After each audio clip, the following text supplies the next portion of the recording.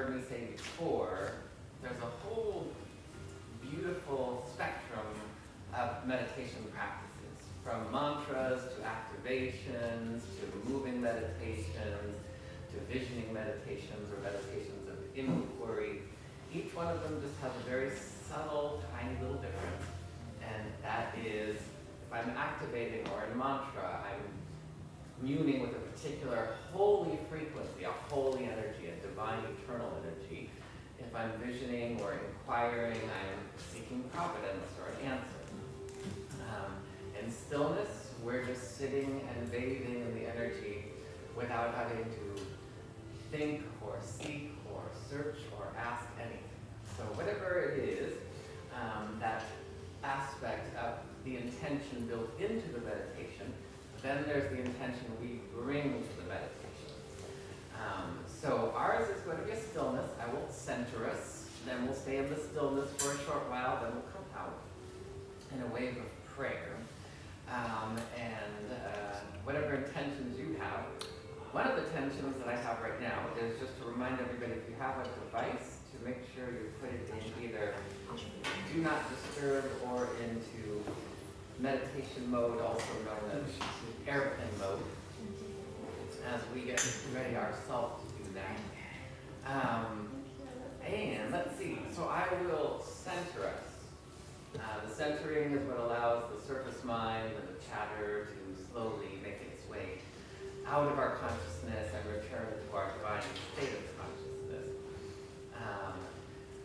And what often helps, we've all heard the expression yin and yang, harmony, balance, being a house united, being on the same page. Those are all basically when you are in balance with yourself, when there's not a part of you that wants to go one way and a part of you that wants to go another way, when they're all united and aligned, that's when harmony resonates. When we move into meditation, we're creating resonance. But we're creating resonance with an eternal frequency and eternal energies. Eternal energies are that which are back of all life.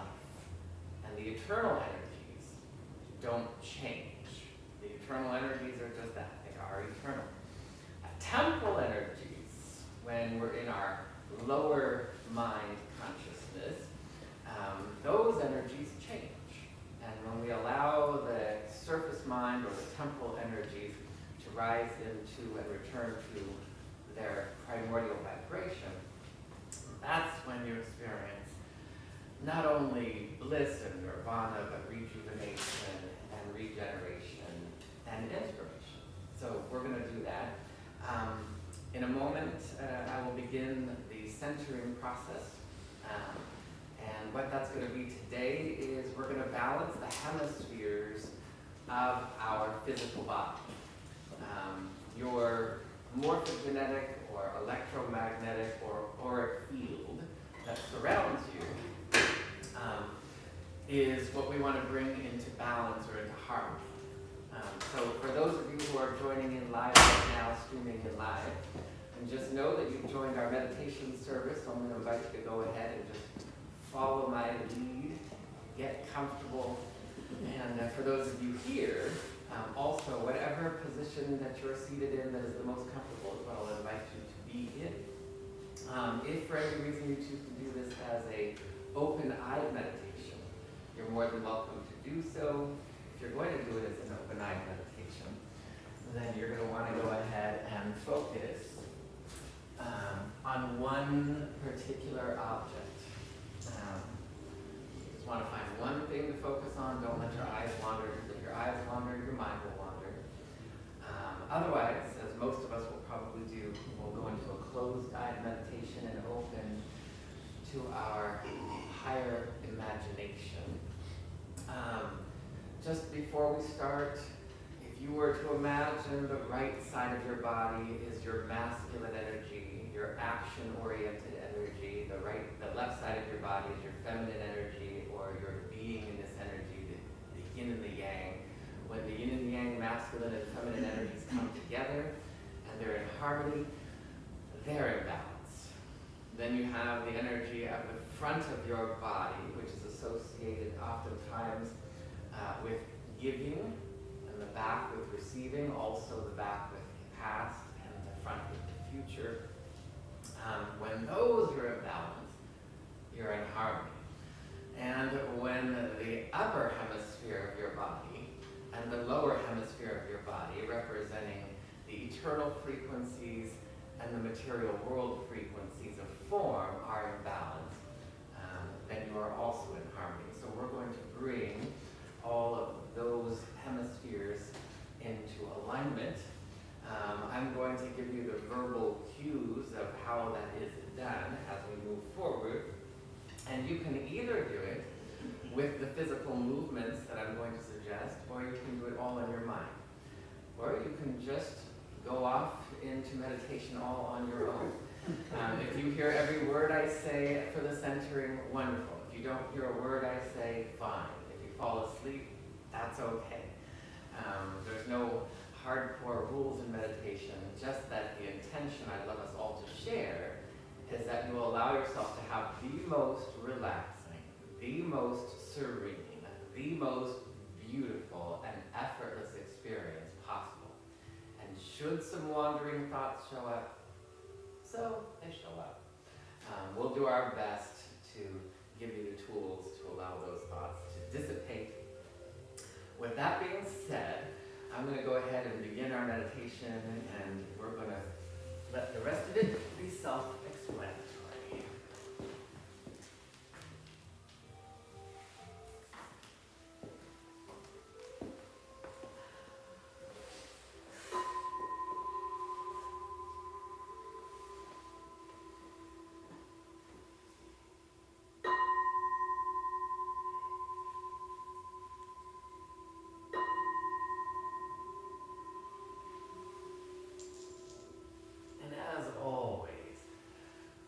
We begin by first giving ourselves permission to relax. Just saying to ourselves in our minds, I give myself permission to relax. As we invite, as we evoke, and as we allow the divine energies of peace and love, beauty and grace, wellness and goodness to rise up from within us and to wash over us. We have no place to go. We have nothing to do except completely surrender into the deepest states of rejuvenation, revelation, and relaxation. So without changing anything at all, but just becoming aware of your breath, your breathing, the inhalation, the exhalation. As you feel it, that soft, gentle breeze flowing in and out of your nose or your mouth, and solely through intention, allowing your breath, allowing your breathing to become fuller, deeper, richer, fresher, wider. I invite you to imagine your crown at the top of your head is wide open. And on your next inhalation, imagine a breath of light, a breath of beauty coming in through your crown, traveling down through your heart and all the way down to the bottom of your belly. And as you exhale, you'll feel that breath of light rising up your central core and releasing into the light. With each cycle of breathing, you can feel a phosphorescence of divine shimmering light cascading through your body as you inhale, tingling and mingling with all the bones and cells and tissues as you exhale. And waves of relaxation begin to permeate and penetrate, saturate and radiate in all the organs, all the ligaments, joints, and tissues. We don't need to know how or why. We simply return to balance. And as your breath continues to cycle, with every breath fanning the internal, eternal flame, I invite you to become aware of your masculine energy, noticing your right arm, your right leg, your right ear.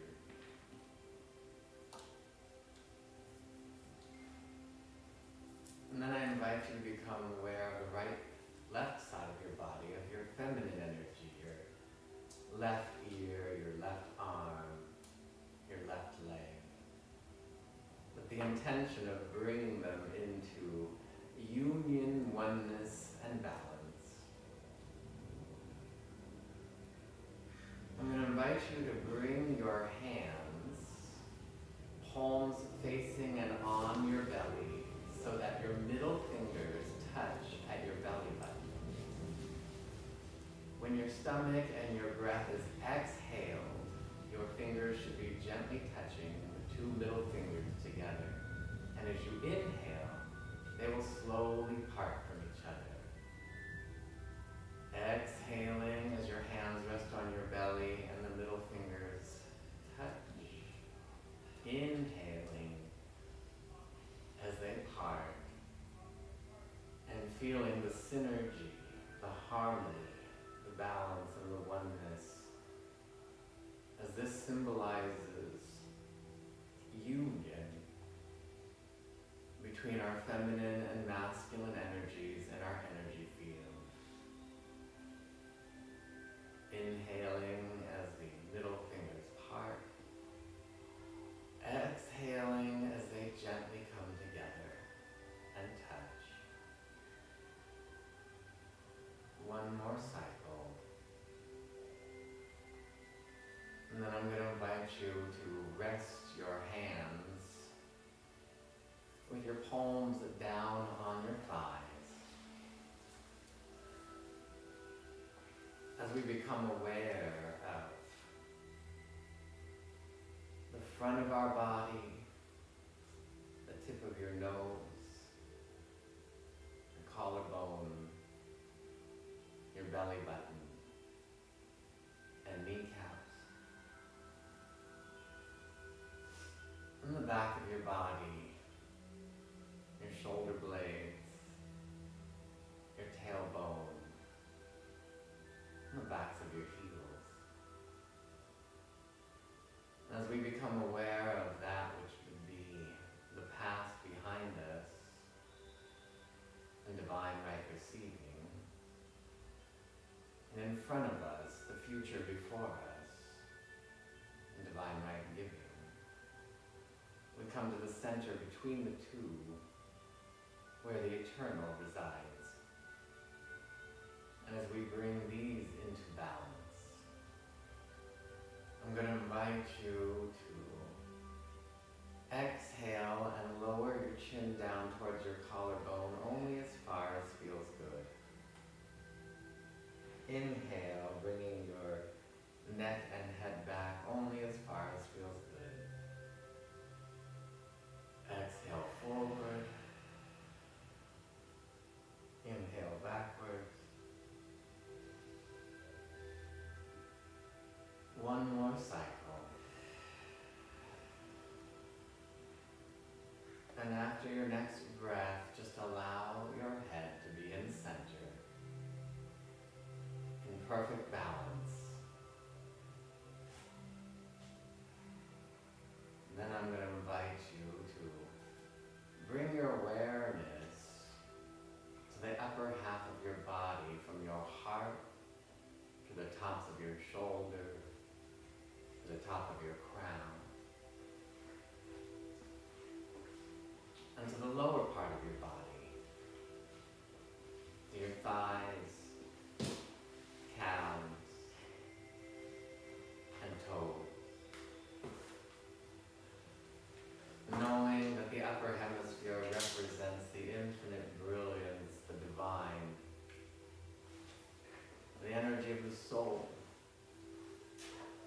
unencumbered by space or time. And the lower half represents our connection to the divine expression in the material world of heaven on earth.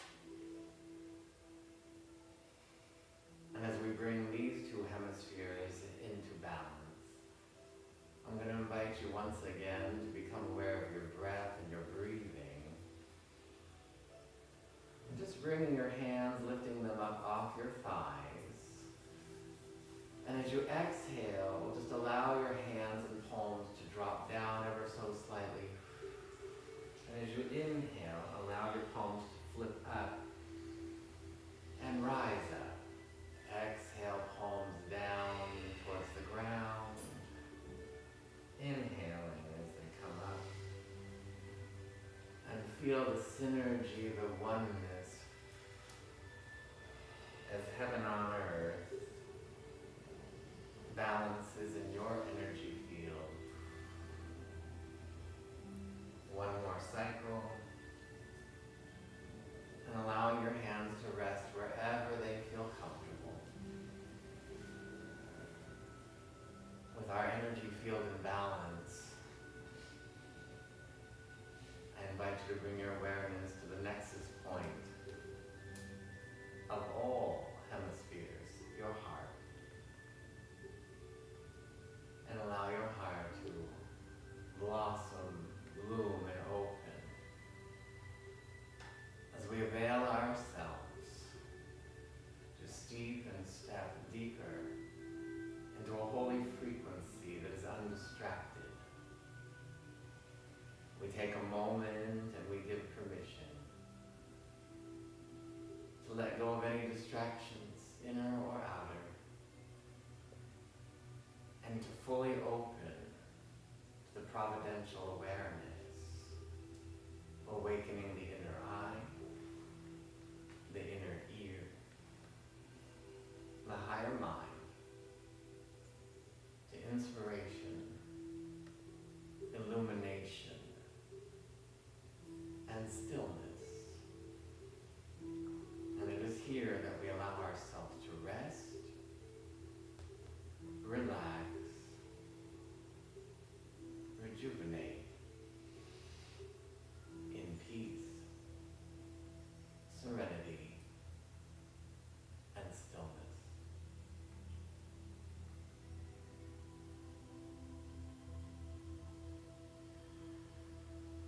And should your mind wander at any time,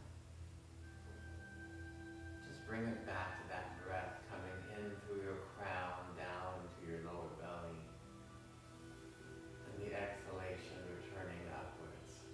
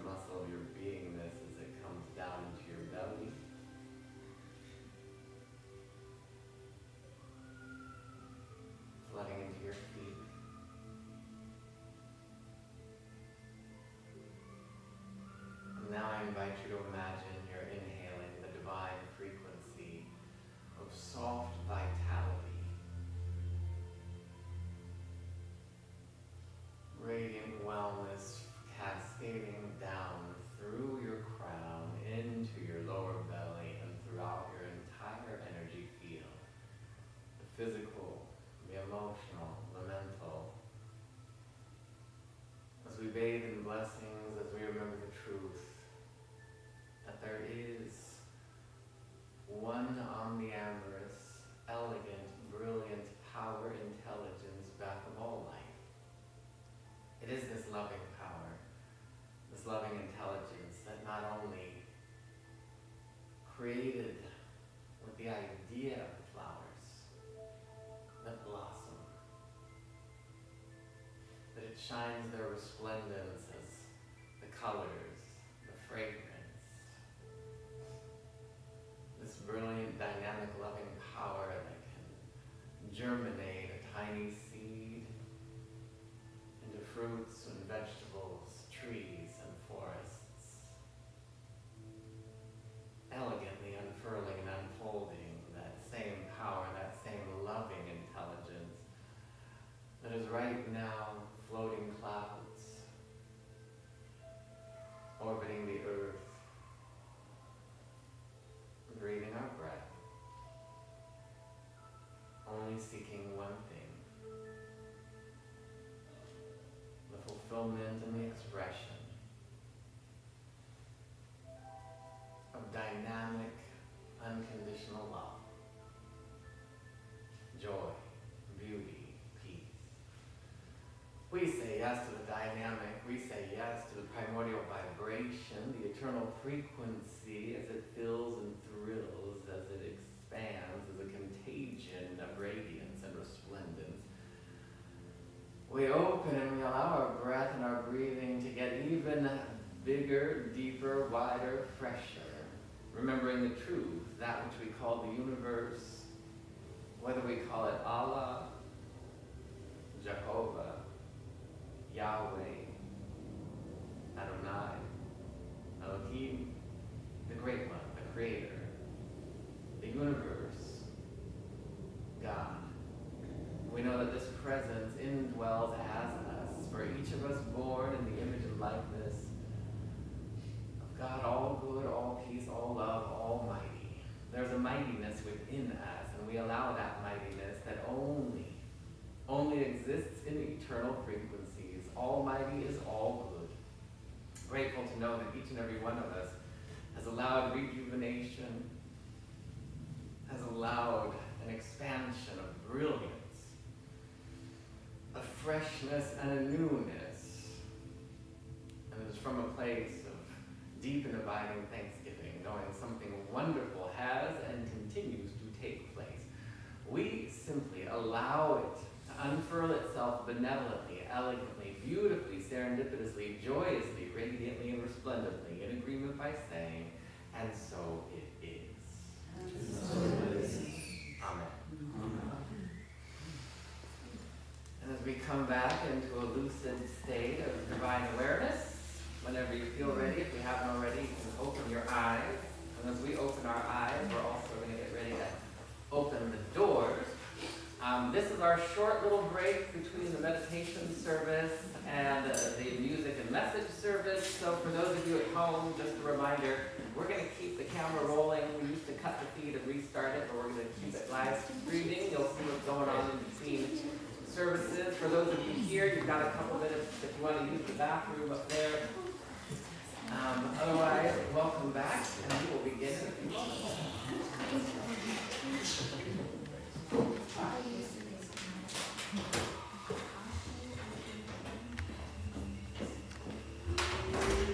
I became so aware of my body then.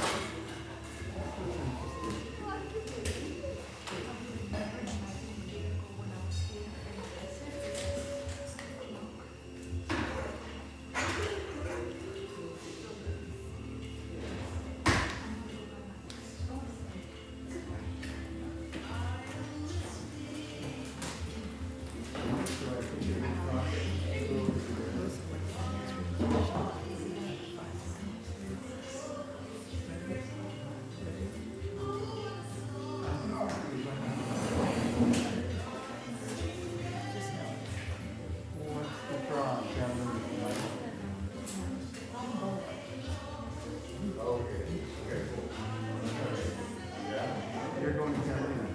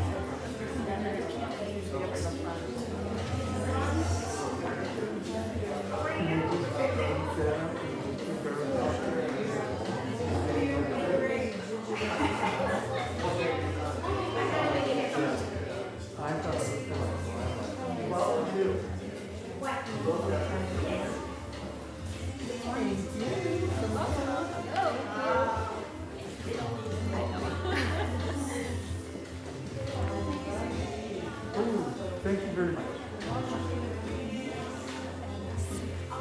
More? Oh, yeah. I was here a couple weeks ago. Yeah. Yes. Yeah. Thank you.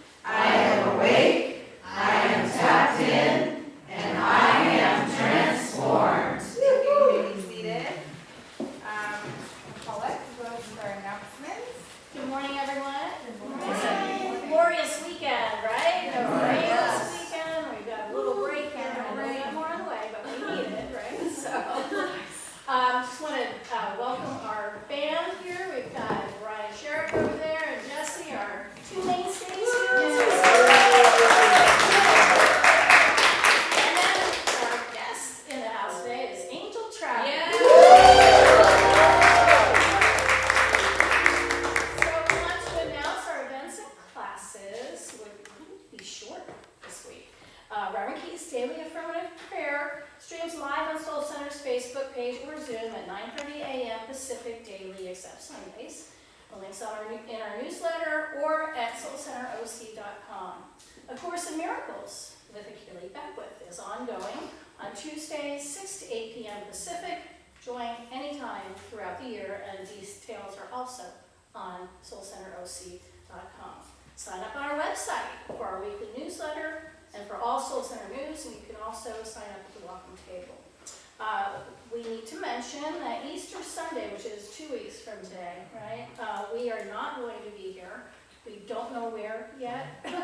So just keep your eyes open for an announcement telling you where we will be that Sunday. It'll be on the news, in the newsletter, on the website, probably on Instagram and Facebook, so Yeah. it should be everywhere. It should be everywhere. We'll be having an Easter service.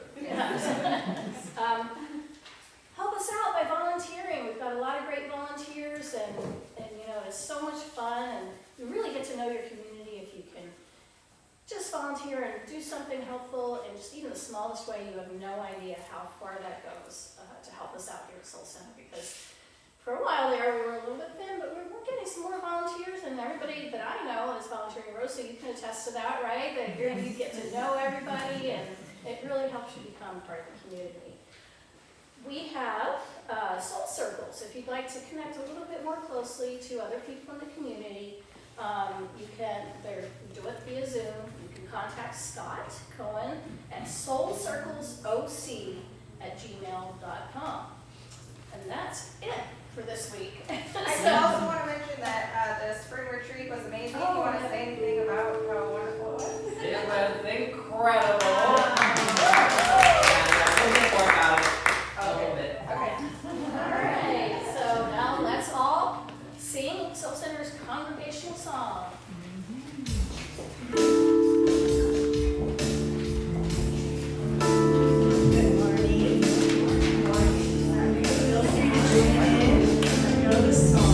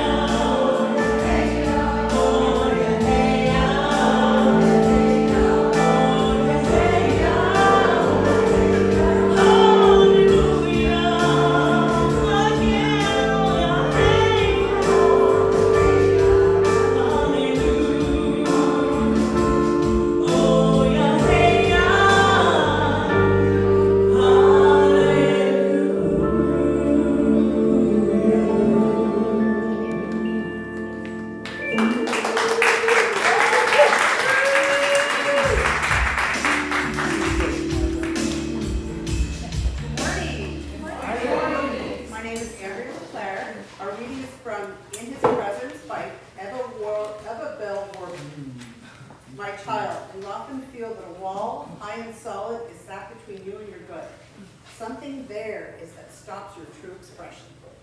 You feel that if you could but climb over the wall, all would be well. Then you would be free and able to fulfill your life's purpose. But beloved, you cannot climb over the wall. You must go through it. The wall must dissolve before you. It shall be as nothing more than a gray fog through which you walk. And after a short time, you shall find yourself free of its barrier. Once you are through it, the sun is warm upon your face, and you shall gain strength because of this experience.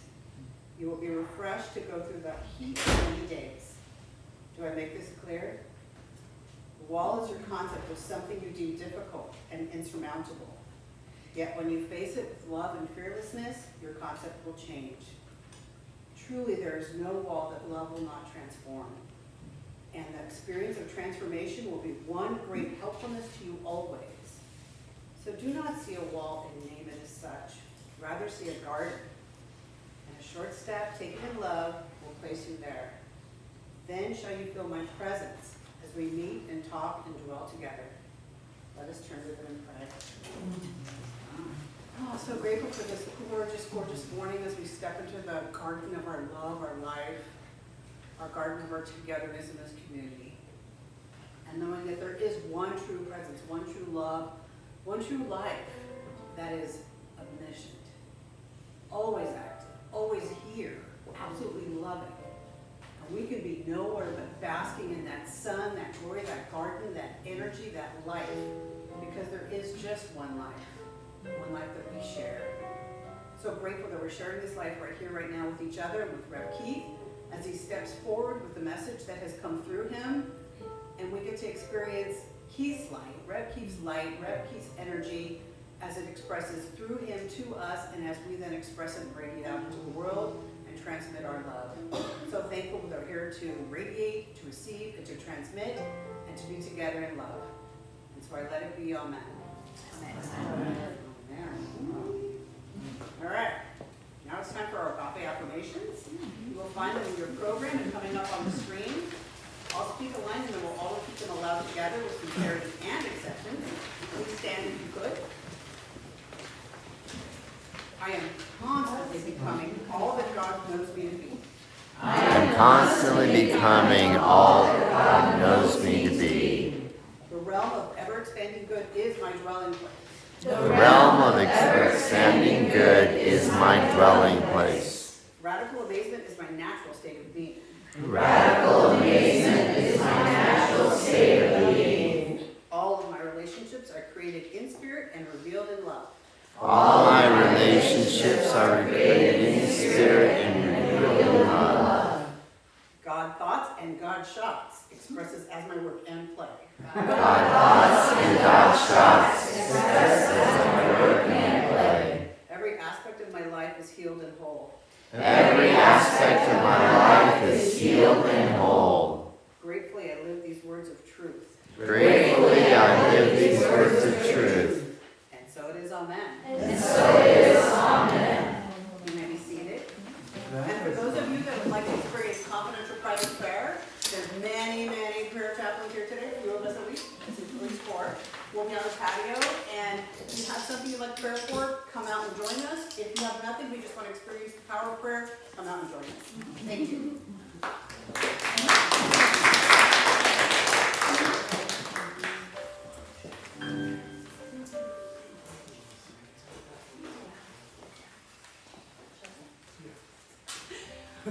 Okay, so family, this song is for Patricia. So, I promised I wouldn't cry, but you know me. So every time I come after this, I'm just going to bring a box of tissues for the end of each seat. But this one's especially a little hard for me because, well, I'm a little selfish because I loved her so much.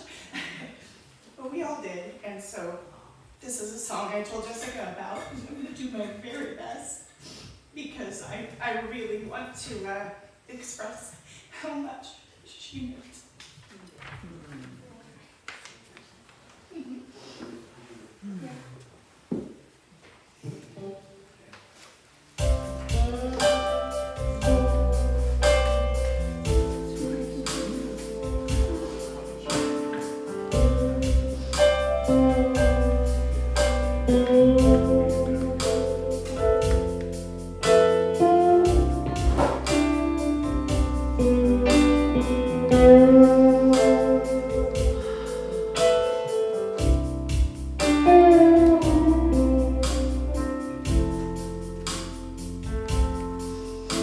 You're a mother, an angel, a friend, a sanctuary, a leader, and a believer. You're the light in the dark, the warmth of the sun, and I wish I could see you again.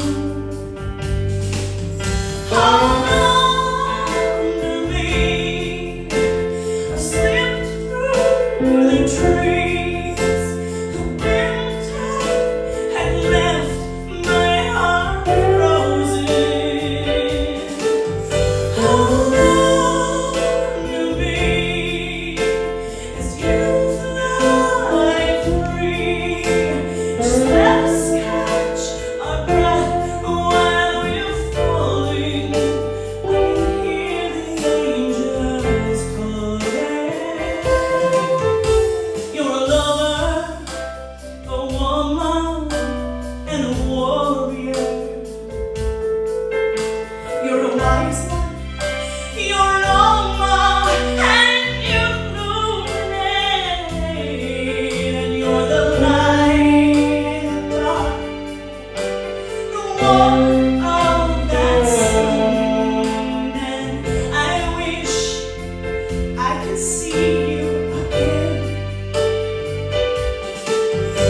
Hold on to me. I've slipped through the trees. Oh, the winter left my heart frozen. Hold on to me as you fly free. Oh, just let us catch the breath. And as we've been falling, I hear sweet angels calling. I hear them calling.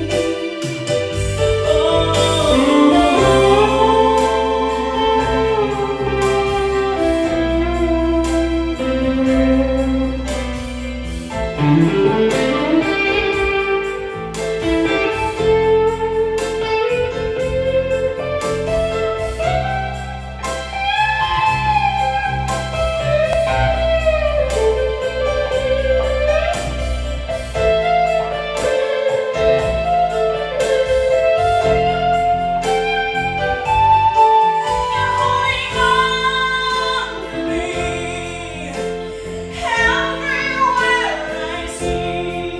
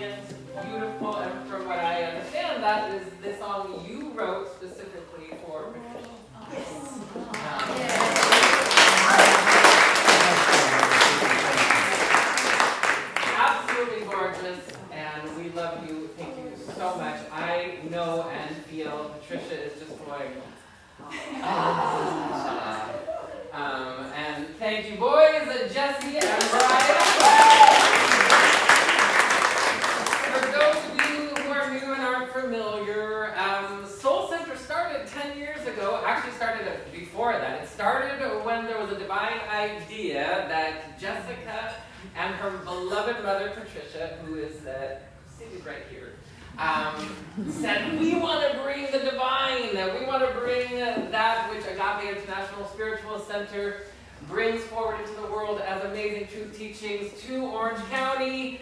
And they captured the vision. They sat in the energy and they allowed the divine idea to come into form. And so Patricia is a very beloved member of our community in the angelic realm, and we are grateful for her. We're grateful for Jessica, who's, I believe, up with kids right now. And I just want to welcome you to Soul Center.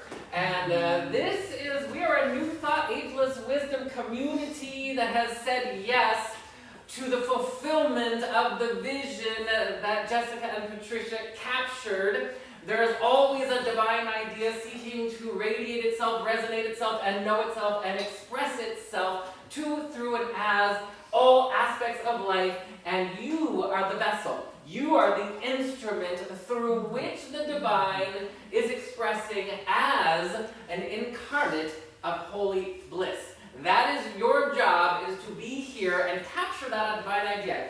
Our teachings say that we actually encourage you to take responsibility for your life and to align to the divine design and to embody the true teachings that come from the mystical teachings of all the religions.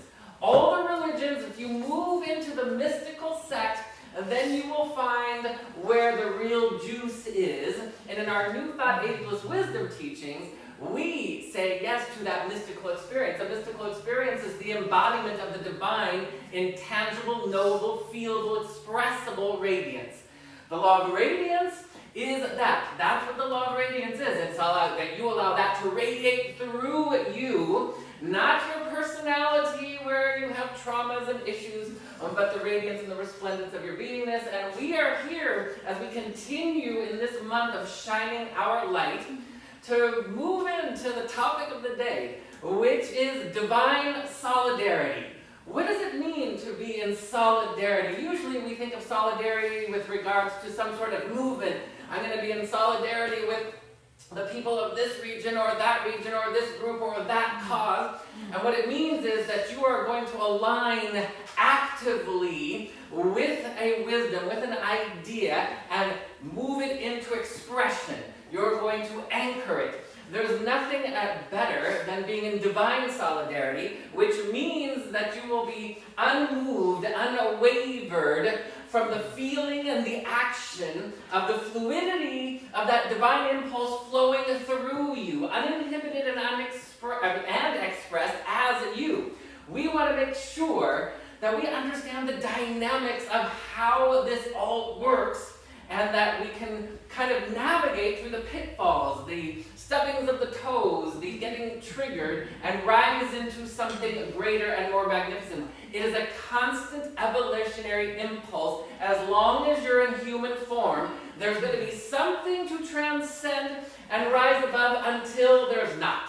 And to be in the world but not of the world, then you will know when you reach the place where you no longer. Imagine a place where you don't need free will or free choice. A place where you don't need to set an intention because you live in the isness and the allness of beingness. When you live in the isness and the allness of beingness, there's no longer a need to choose. You just are. Now that can seem like a far stretch.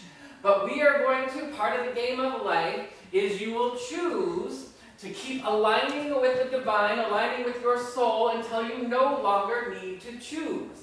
That's a lifelong journey for most people. We want to make sure that it's said in the writing that we understand the way that you navigate through these things. As Abel Bell-Werber was speaking to, that we are not going to climb over the wall, we're going to allow the wall to dissolve before us, because she's speaking to the realm of the illusionary world. The illusionary world, this is all virtual reality that we're looking at, a great, brilliant experience of virtual reality, that as you go deep into the recesses of the virtual reality, you're going to start to come across things that seem like opposition. When you're in solidarity with the divine, there is no opposition. Opposition is what creates a fight or flight response within you. It's what creates stress responses. We are to transcend all of that. We are to, as Howard Thurman would say, keep fresh before me my high resolve. The high resolve of your life is the divine calling, the music of the spheres whispering in your ears, saying, this way to the kingdom of heaven. The kingdom of heaven resides within us. I know some teachings would say, if you do this and if you do that, and then you can enter the gates of heaven, and if you don't, you're going to enter the gates of hell, and it's going to be permanent, and it's going to be awful, and fiery and nasty, which is not true. Hell is simply any separation from the divine. Anytime I'm feeling stress, panic, worry, anxiety, doubts, fears, that's technically what hell is. That is an illusionary experience in the temporal world. And I want to highlight, I know sometimes in our spiritual teachings we can say things that might come across a little airy-fairy, a little kind of conceptual that doesn't really make sense. So I want to just really reframe and understand what the illusionary world is. The illusionary world is where matter comes into form following the law of manifestation. The law of manifestation is not the same as the law of creation. The law of manifestation is there's an idea, any idea that gets embraced in my humanness, and then I try to express it or make it happen. I'm going to conjure it up. And when I do that, I'm working with the forces of opposition, duality. That's the illusionary world. The illusionary world is that there's somebody other than me, or in worst case scenario, there's something against me. Whether it's against me personally as someone who is an abusive aspect in my life, or whether it's somebody in my group, they're against my group, or they're against my country, whatever it may be. There is no opposition in the divine as you move into singularity. When we move into meditation, like today, we were unifying those fields in our meditation practice between the masculine and the feminine, the past and the future, between heaven and earth, coming into a unified field. To be in solidarity means that there is unity in feeling and action. That my thoughts, words, and deeds are all aligning on the same page. Yesterday we spent the day, well, over the past couple days we did our spring nature meditation retreat, which was fantastic. We had a blast. We spent a lot of time just relaxing. There was a time yesterday where we just laid out on a field of grass with trees and a breeze and flowers and nature overlooking the Pacific. Now, granted, we did have an island adventure that was supposed to have taken place yesterday. We were all supposed to board a boat and head over to Santa Cruz Island. But the universe had a different plan for us yesterday because the oceans were too swelling for us to traverse the channel. So we had an alternative plan that was guided by the divine and brought us into a place which the entire idea was to spend 2 days in fellowship, 2 days in high conversation, 2 days energized in the eternal frequencies. If you want to experience, which you need to experience, transformation, you're not going to enter the kingdom of heaven as you are. Now again, we're not talking about, oh, here I am in heaven and I'm going to ring the doorbell and I'm going to wait for somebody to open it. We're not talking about that kind of heaven. We're talking about the vibration of your beingness. Heaven is within you. As it says in Scripture, the kingdom of God is not coming with signs. It's not coming with information. It's not coming from a reading. The kingdom of God is within you.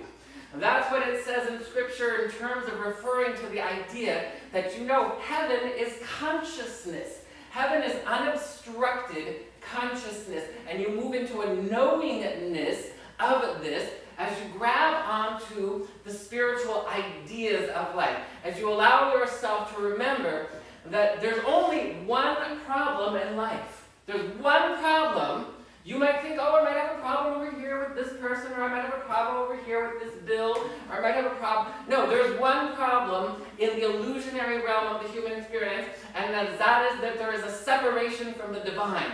Everything else will stream out from that should you allow it to be. But the one solution to everything is our oneness, where it's like, no, I want to experience heaven on earth. I want to experience oneness with the divine, being in the world but not of the world. I want to transcend every aspect of my being without disregarding any aspect of me. I want to transcend being a man or a woman or this color or this nationality without disregarding it. You want to make sure that you aren't owning and being in attachment of things with so much verb that you don't let go.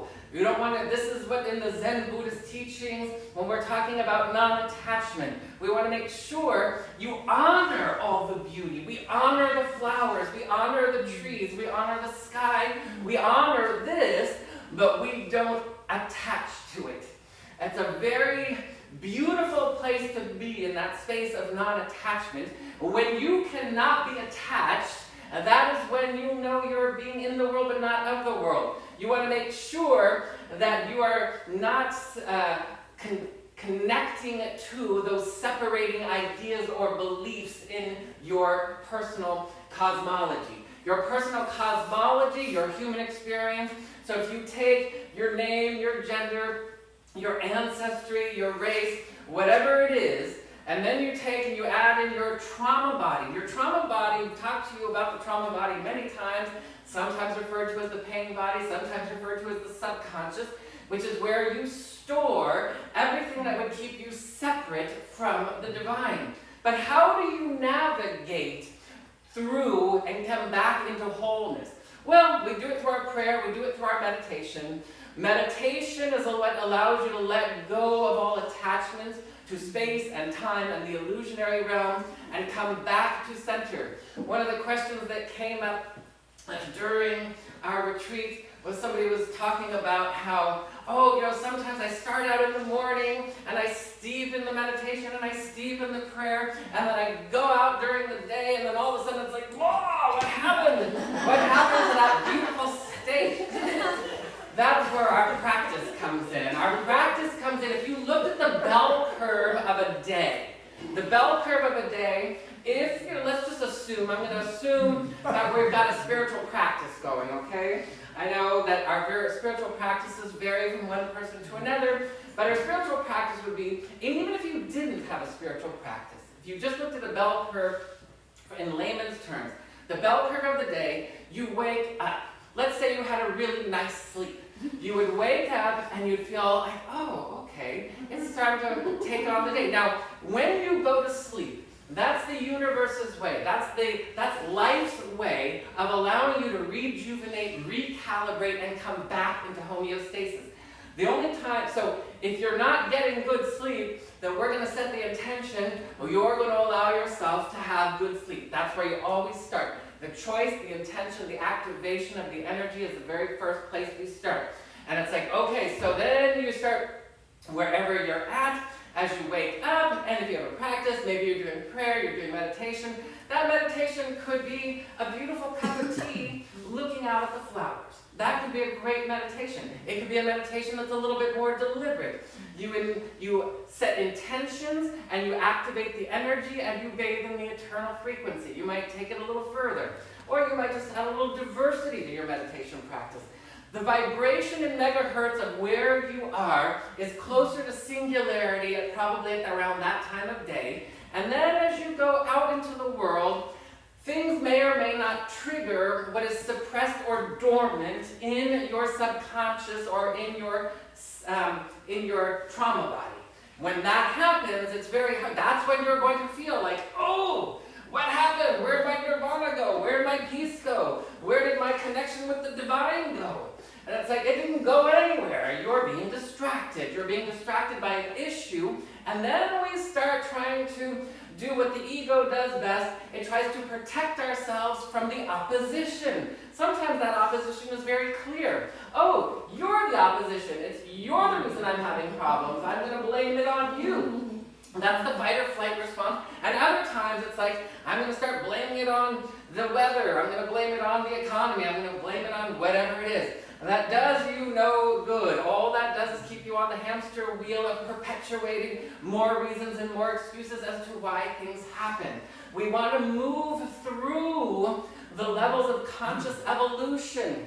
We want to make sure that we come, as Reverend Michael would say, from victim consciousness, which is the lowest vibration of our consciousness, up into, no, now I know I actually have some power to set intentions and to make decisions and to set a trajectory. I might even work with the law of attraction to make things happen. But then we start to remember that, stuff is going to happen through me. The more you surrender and let go of issues, so if you had an issue, claustrophobia, arachnophobia, if you had any issues with fears of height, if you had an issue with a relationship or something of that nature, anything that makes you go, that's an issue right there. If you're frustrated, if you're irritated, if you're angry, if you're sad, if you're depressed, if you have any of those, what we might call lower vibrational frequencies, the good news is that in spiritual law, all roads point to God. All roads point to wholeness. All roads point to goodness. Even if it's a lumpy, bumpy, unpaved road with lots of potholes and that are going to give you a flat tire and that are going to scrape the undercarriage of your car or that are going to scrape and make a hole and you're going to have leaky oil, you're still going to make it there. Or you can go on the smooth and paved road as we allow God to go before us and make the crooked path straight in a carriage of infinite glory, knowing that as we remember in sacred geometry, the Merkaba is the carriage that takes you home.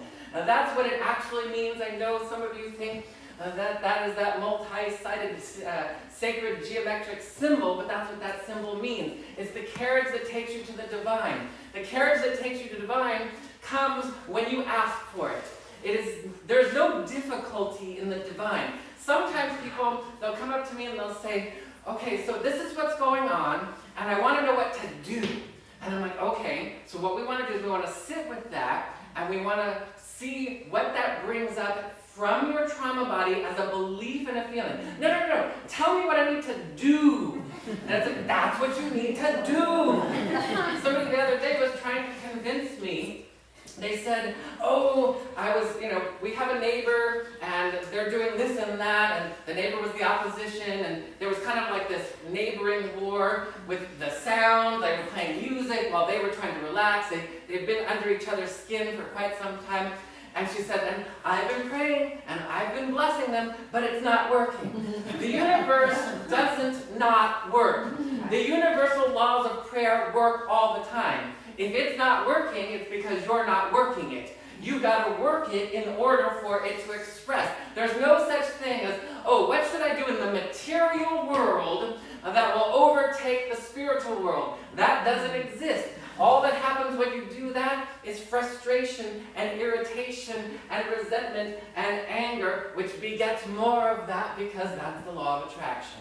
We want to make sure that we say, the way this is making me feel is powerless or helpless, or that something is against me. And if you really follow that thread, it will take you back to a time when you were powerless and helpless and something was against you. And then you'll allow yourself to move into a state of transmutation and forgiveness, redemption and purification by evoking it. You evoke it. You call it forward.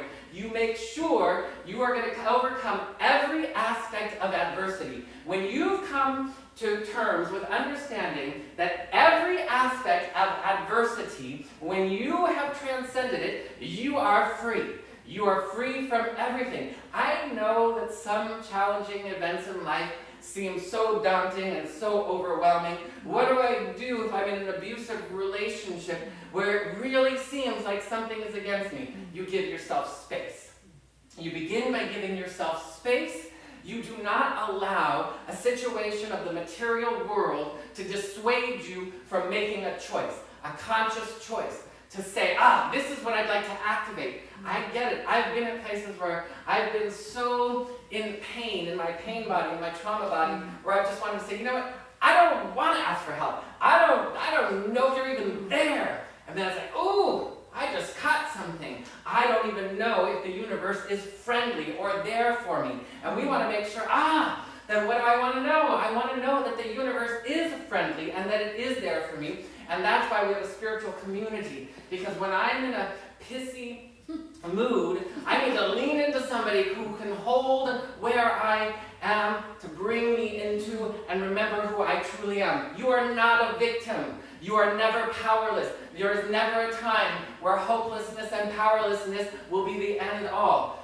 You are victorious. You are powerful beyond measure. You have everything within you to transcend anything. And all that takes is self-awareness towards self-realization. Self-awareness to self-realization is where we're going on a regular basis.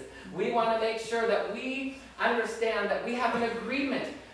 A lot of times people say, the reason this is happening with, I've had people in really tumultuous, bad experiences in a relationships where they got married and there are things that are going awful and they have the rock'em sock'em arguments and then they get back to a place, okay, honey, I love you. And then they have the rock'em sock'em argument and, honey, I love you. And they go, yeah, we have a soul contract. We're supposed to work this out. If you're working it out without consciousness, you're never going to get to the end result. Any soul contract that exists, all that means is once upon a time, you made an agreement with somebody about something, and you both agreed. I'll be the villain and you'll be the victim. Okay, great, wonderful. I'll be, you want to make sure it's like, let me go back. You want to make sure that you understand the dynamics of the way the laws work is anybody at any time gets to renegotiate the contract. You don't have to allow a contract to fulfill itself. That is poppycock. That is ridiculousness. The universe isn't going, well, yes, you've got to learn the hard way. That's why, even though I always say that in God all things are made new, but not for you. Go hard and arduous. That's not the way the universe operates. Now I will tell you, and you've heard me say before, if you are ready to receive your good, boom, it's done. You speak your word and it is done. If you are not ready to receive your good, then you are going to call it forward and you're going to run into seeming obstacles that are readying you for your good. You'll know exactly what you believe and what is going on in your subconscious. The minute you evoke something into your experience and you experience an obstacle, then you'll know, ooh, here's an erroneous idea. Here's an erroneous belief. Now I've got to do a prayer within the prayer, an intention within the intention, and I have to grab this and transmute it. Sometimes you say, I'm going for my soulmate. And then, this, if I had $1 for every time this happened, I got a lot of people that are dating online and stuff like that. And they're like, I went out with so-and-so, but he was this and he was that. And, we gotta let that one go because there were some deal breakers in the mix. And then I remember going through this with somebody and she's like, okay. And I said, so then what would be that which you would like to experience? What was the deal breaker and what would make it harmonious? Okay. So we have to get to what would make it harmonious and start anchoring in that and start to incorporate that into a knowingness in our beingness. Then she went out with somebody else because you're not going to believe it. He doesn't, it's like totally all these things that we called forward, but you know what, he's got this. And it's like, okay, then what do we need to do? We need to flip this around and say, if you want somebody, because once it was too self-absorbed, once it was not spiritual enough, once it was whatever it was, and it's like, okay, you're taking the long road instead of sitting in meditation and saying, what is the divine idea of a sacred holy relationship that is complementary, benevolent, nurturing, and profound, that we grow together on the same page in a directory that doesn't have to be perfect in every way in terms of we don't have to do everything together all the time, but it is complementary, synergistic, and symbiotic. What does that look like? That's what we want to call forward. Don't leave the little details and let experience be the part where it's like, oh, okay. It was like after the 5th time of going through it, she's like, you know what? Because I kept saying like, I don't want to go through the whole thing. Oh, no, don't worry. I feel it's working. Oh, no, don't worry. I feel it's working. It's like, but let's like really sit down. Let's sit down and go through the whole thing. Let's really take a fine-tooth comb and clean through all of this. This is the way, like we did yesterday and the day before in the retreat. You know what's so wonderful about bathing in the divine? We literally were bathing in the divine. There were times where we were just laying down and bathing in energy and music and coming up with intentions and allowing inspired ideas. That's so much better and so much more efficient than going out into the world, allowing something to happen to me, coming back and making one intention when I should be doing 10, and then going back, and it's like, that's just not efficient. I'm all about spiritual efficiency. Let's just nail it all down now. Let's make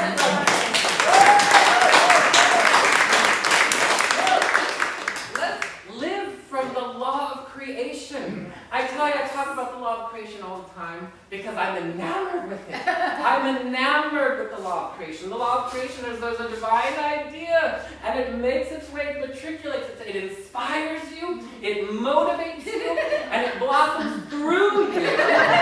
What could be more better? It's totally different than the law of manifestation, which this is what that woman was going through. Oh, you just manifested your belief. The law works. You will manifest what you believe. Most people don't know what they believe. You want to know what you believe. And you want to choose that your beliefs will rise out of belief and back into knowingness. That's where you don't need choice. And that's where you don't need to make set intentions. You live in isness. You live in solidarity. You want to be committed. People ask, well, how do you do it? Get jiggy with it. Get where you're like, okay, I'm going to have a high resolve. I shared with you about the years ago when we did the spiritual experiment. You should experiment with God. God loves when you do experiments. Get into the spiritual laboratory and do like George Washington Carver would do and say, tell me your secrets about sacred holy relationships. What are the secrets about sacred holy relationships? Tell me what I need to know. And then sit there and allow yourself to listen. And you will save yourself so much time. Not only will you save yourself time, but you will expand time. I don't know if any of you have ever experienced, because time is malleable, it expands and it contracts. Oh, when it expands, it is so glorious. Contraction means I'm attaching to space and time. Expansion means I'm going into eternality. I want to make sure that we participate in this. We want to make sure, one of the things we do in our human experience, when individuals get married, what are they doing? So marriage is symbolic of two halves of a whole coming together. It has nothing to do with gender. It has nothing to do with the man-made laws of whatever it is, like in these the way, it's like, oh, you have this one and only true, my twin flame. You're supposed to have sacred relationships with everyone. Are you going to have a sacred relationship with somebody that's going to have romance? The only reason, I'm not going to go there. I know you want me to go there, but we're not ready. What you want to do is what do we do when we do a marriage? We have vows. What do you come and you write your vows, and I vow till death do us part, in illness and sickness and pain or poverty, whatever it is, I'll be there for you. Not everybody lives up to those vows.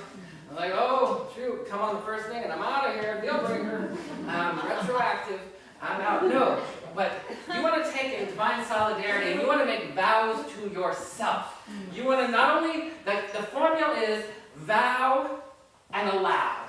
If you call something forward, but you don't allow it, that's going to seem like an unanswered prayer. There's no such thing as an unanswered prayer. Every prayer is answered exactly as to the ingredients and the prescription that you put out. If I put out a prayer that says, I like my beloved soulmate, and I'm choosing to experience prosperity, but I don't believe it's going to happen, so I'm not going to receive it, and I put it out there, and then it's going to come back to me as I don't believe it's going to happen, and I don't receive it. And then I'm going to go, the universe doesn't answer my prayer. It answered it exactly the way you prayed it. We're not going to do that. We're going to be efficient. We're going to put them out in the... That's why we do affirmative prayer in our community, because you start speaking your word, and you infuse your word with the energy of creation. You infuse your word with eternal vibration. Eternal vibration. You want eternal vibration to be your best friend. Do not let temporal vibration enter into your energy field. Eternal vibration. In the beginning is the Word, and the Word is with God, and the Word is made flesh. That is the recipe, that is the formula right there. In the beginning, get into eternal frequency, get out of the temporal, come to the beginning, and when you get into the beginning, and then say, oh, speak your word through me, and the word will be spoken with creation. And when you speak your word from the beginning creatively, it's done. It is done. You don't want to do airy-fairy versions of it. Now, occasionally, we got to do an airy-fairy version of it until we get used to it. It takes a little getting used to speaking your word. It takes a little getting. If I've been used to speaking in negative connotations and connotations of separation, if I've been used to speaking unconsciously, if people listened, if you recorded what you said out loud every day, I would love you. Just take the phone, turn it on, record yourself the whole day long. And then, it's going to take another day to listen to it, but if you were to listen to it, you're like, oh my God, I didn't know that I said that. Did I say that? Did those words come out of my mouth? Those blaming, shaming, negative, pessimistic, cynical words, did they come out of my mouth? Sometimes we would say, well, they did because of very good reason. No. We don't want very good reasons as to why things are bad. That is, ooh, you got to make an about face. If I'm speaking about good reasons of why things are bad, no. We want to go into, what is good? Where am I going? Where am I growing? Where am I glowing? So we want to vow and allow. So I'm going to invite you to join me. We're going to do some vows, some vowing and allowing. I'm going to invite you to repeat after me. I vow and allow enthusiasm to inspire me. I vow and allow enthusiasm to inspire me. I vow and allow divine compassion to expand me. I vow and allow divine passion to expand me. I vow and allow wellness to thrive me. I vow and allow wellness to thrive me. I vow and allow love to thrill me. I vow and allow love to thrill me. And I vow and allow generosity to prosper me. I vow and allow generosity to prosper me. That's where we want to go. Vowing and allowing. We're not going to proclaim and then push away. We're going to make sure that when we speak our word, that we're going to move into an allowing, a divinely receptive place. And that's why if you listen to our prayers, we start by acknowledging gratitude, we acknowledge the divine, we acknowledge our oneness with the divine, because you can't not be one with God. You're one with God whether you know it or not. You're a divine emanation born in the image and likeness of God no matter what. There's no way out. There's no way out of bliss. Bliss is encoded in your spiritual DNA. You're not going to be able to get out. I know you're getting like, oh God, I'm just going to have to get bliss. I don't know, it's going to happen eventually. You're going to allow it to happen. You want to make sure that the allowing, as we move through an affirmative prayer, when we get towards the end of an affirmative prayer, we're like, we've spoken our word, and now I'm going to receive it. I'm going to receive it in my bones. I'm going to move in. Means I'm going to believe it. I'm going to be available to it, and I'm going to let it in. So everything about an affirmative prayer, sometimes when we're doing an affirmative prayer, we're speaking from the absolute. It is done. I speak the word and it is done. Sometimes we're doing what we call an argumentative prayer, which means I'm convincing myself. Come on, get on board with yourself. Get on board that prosperity is never withheld and it's your birthright. And get on board with understanding that every experience you have in life participates in the law of circulation. There's nothing that doesn't participate in the law of circulation. What goes around comes around. So whether we call it cause and effect, law of attraction, karma, what goes around comes around. If you want to go from what comes around goes around in just a circle, where it's just regurgitating, and you want to move into the spiral is where it grows and it expands and it's glory to glory. That's where we're headed. If you want to do that with regards to prosperity, you better get real snuggly warm with generosity. Because prosperity doesn't really work very well without generosity. If I gotta give, if I'm gonna receive. You gotta make sure you're participating. You gotta make sure you're in divine solidarity. That divine solidarity is your vowing and your allowing to allow those energies into your life. You wanna, as Ernest Holmes would say, you wanna court the divine presence. You know, back in the, isn't that like the olden, like 1800s or something? I'm going to court my love. You want to court the divine. You want to go courting. You want to do, as we say the prayer in Aramaic, set a trap for the divine. Set a trap. Do a test. Run an experiment. Take a divine concept and say, I want to own that, know it, embody it, and let it be. And when you do, and I can tell you, in my spiritual laboratory, it works. It works amazing. One of the best things is when you're like, okay, and you sit, you speak your word. I've done this, Jerome, you can plug your ears for a second. I've done this with Jerome, where I'll be like holding a divine idea of something that in the past I thought he might not be interested in. Like, oh no, there's like this kind of like, oh, we're not gonna get along or agree on this idea. You know, let's say I'll just use a random, like you're going on a vacation. You know, he always likes to go to New York. I'd rather go to Hawaii. And I was like, I'm going to sit with cooperation. I'm going to sit with, and then all of a sudden, he'll come up to me and say, hey, why don't we blah, blah, blah, blah, which is the exact thing that in the silence I was calling for. It's not a manipulation.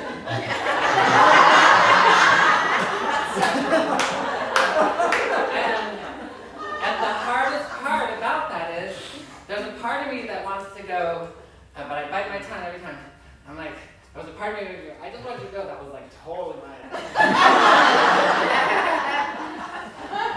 But you let it be. It's a bi-directional complementary thing, and it's never manipulative, it's never coercive. It's about harmony, it's about reverence, it's about win-win all the time. It's always about win-win. And it's always because every soul wants to love every soul. There's no soul that, if I was like, oh, it's just Jessica and I are just souls, we're not in our human whatever, and I'm like, hey, let's go to Hawaii, and she's like, oh my God, I want to go to Hawaii, because she just would. And every soul's just going to say, yes, let's go, let's do it. And then you're going to say something, oh yes, let's do it. We're just going to always participate on that level. So I just want you to be open to that. I know I get a little, revved up here, but I told you last week, my job as a reverend is to rev you up.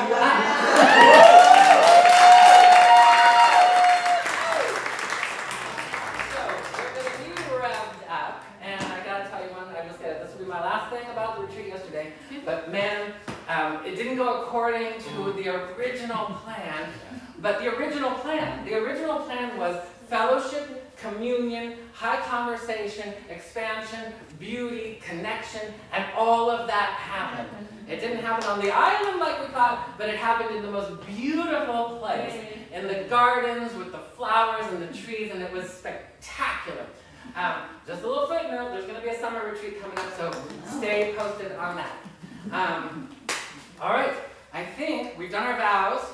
I've given my spiel, and we're ready to move into the prayer field. All right?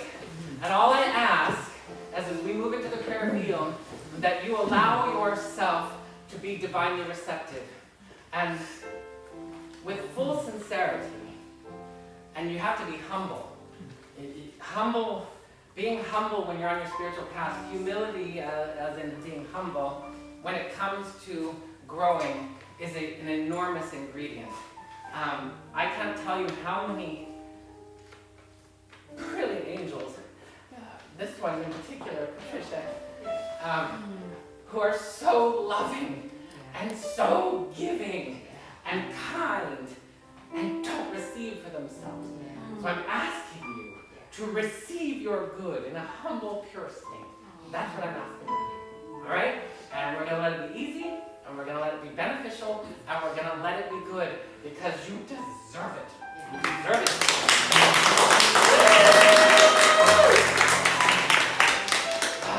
Okay, I'm going to invite you to join me as we open every facet, every morsel, every muscle, our heart, our bones, our emotions, our minds, to the infinite light of God that is pure bliss, that is pure joy, that is pure love beyond our wildest dreams.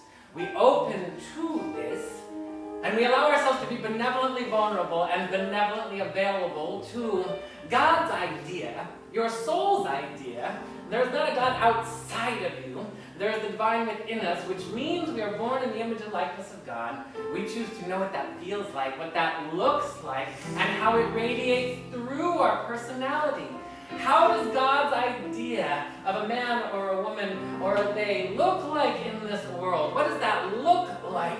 What does it look like for me to be in the world but not of the world, surrounded by nurturing, loving, compelling, propelling goodness, heaven on earth?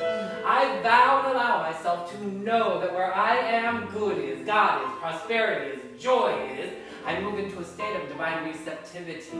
I am humbly abiding in the divine. I'm allowing myself to be in solidarity with the one presence, the one power, the one good, the one love, the one joy that is back of all life, and know that I deserve it.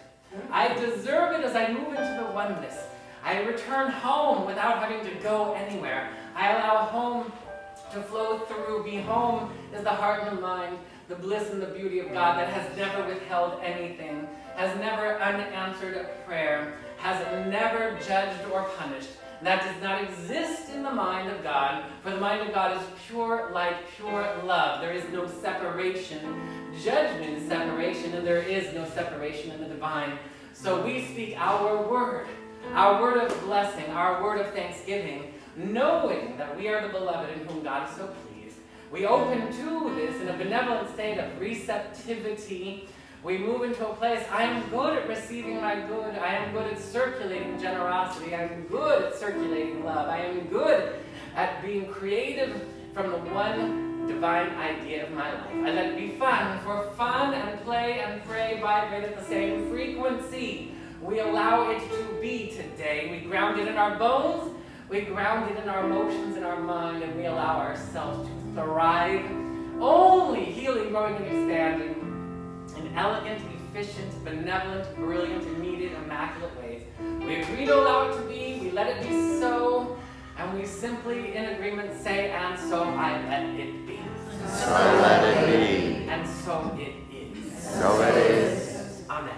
Amen. Amen. Amen. Amen. Amen. Ashe. Ashe. Aho. Aho. Mahalo. Mahalo. Shalom. Shalom. Hotep. Hotep. And hallelujah. Hallelujah.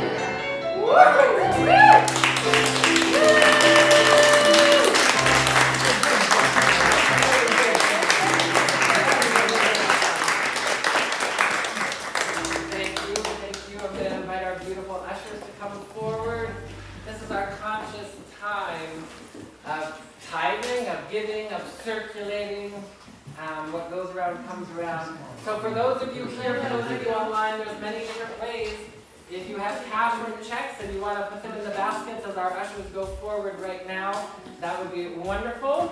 Other ways you can do that, yes, you can go forward. You can also tithe by Venmoing. You can Venmo to @SoulCenterOC under the business accounts, not under personal. You can tithe by going to soulcenteroc.com and hitting the give button. You can also tithe by texting. You can text the word give to area code 669-342-2157. And for those of you at home, and even for those of you here, if you ever want to mail a check the old-fashioned way, we've got the address in the program, or the address on this little kiosk right here of where you can mail checks. However you do it, we appreciate it, and we know that it returns to you multiplied. That's the law. That is the law. We're spiraling into goodness, And with that being said, we're going to go ahead and have Angel Travis return.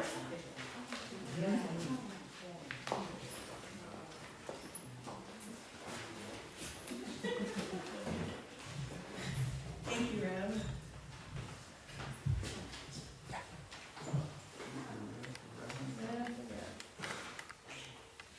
I'm making a decision here.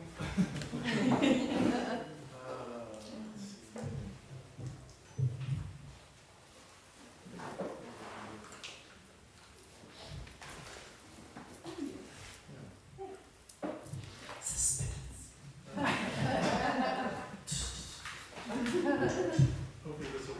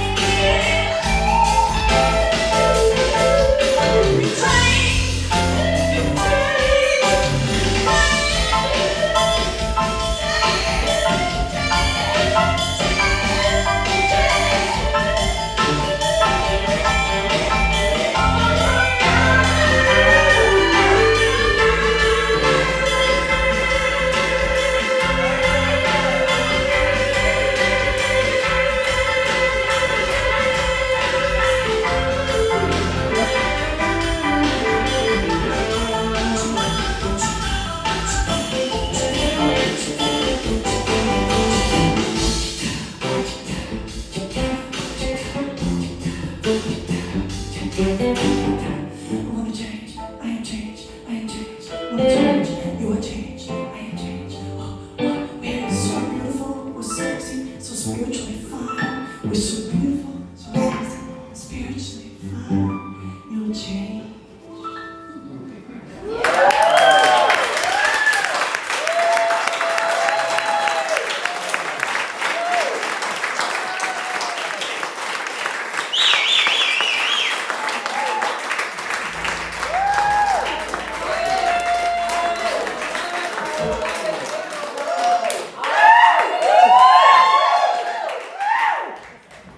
I was just gonna say, they changed that on the fly, right before they did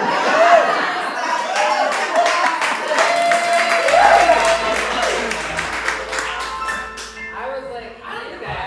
You're spiritual, you're sexy.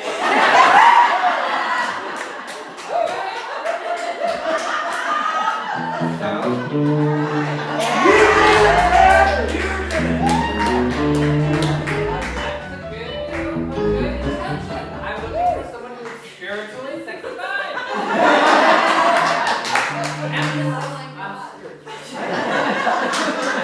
Okay, time for our blessing and just say, amazing angel, amazing. So great. The boys, they're just on fire all the time.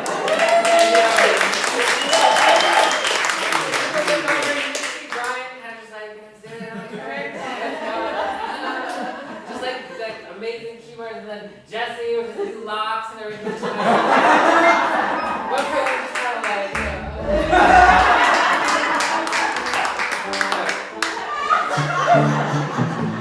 Oscar and Angels, come forward, please. I'm going to invite you to extend your heart of prayers through your hands. This is the part where we're all going to, if you've never been with us before, welcome. This is Soul Center. And what we do when we extend our hands, I know some of you might think this started in Avatar, but it actually started at Agape many, many decades ago. And it's just a way that we extend the prayers and the hearts through the channels and meridians of the palms of our hands. That's what we're doing.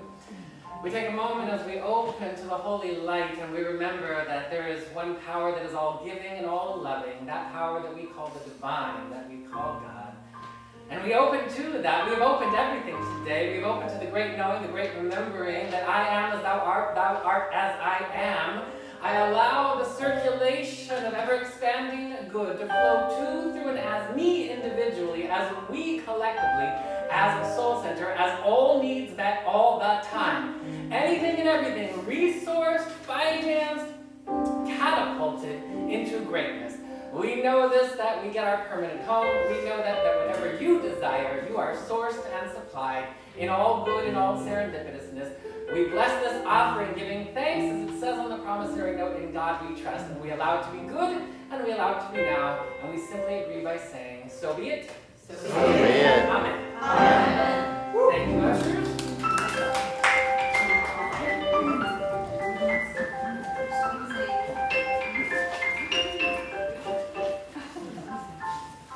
Today was a team effort in the kids program, so it went swimmingly well. Sadie got lots of love today. And their lesson today was good energy and power are within me. God's energy and power. God's energy. I'm sorry. God's energy and power are within me. Thank you. And that's good energy also. Yes, so Sadie's going to say what she learned today and what that means to her. God is inside of me. Yes.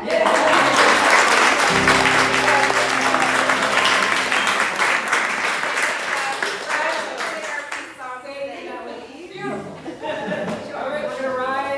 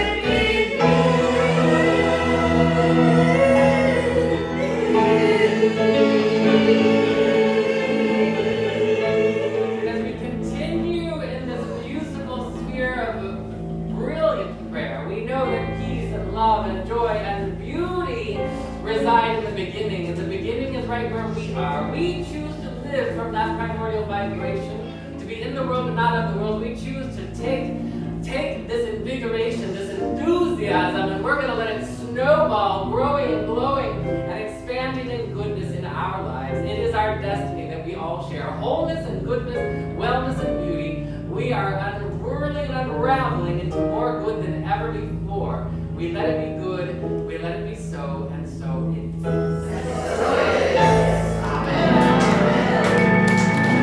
And all of these love streamers, we will be back tomorrow. I know we took a couple days off, but we will be back tomorrow at 9:30 a.m. for those of you here too. Daily affirmative prayer call.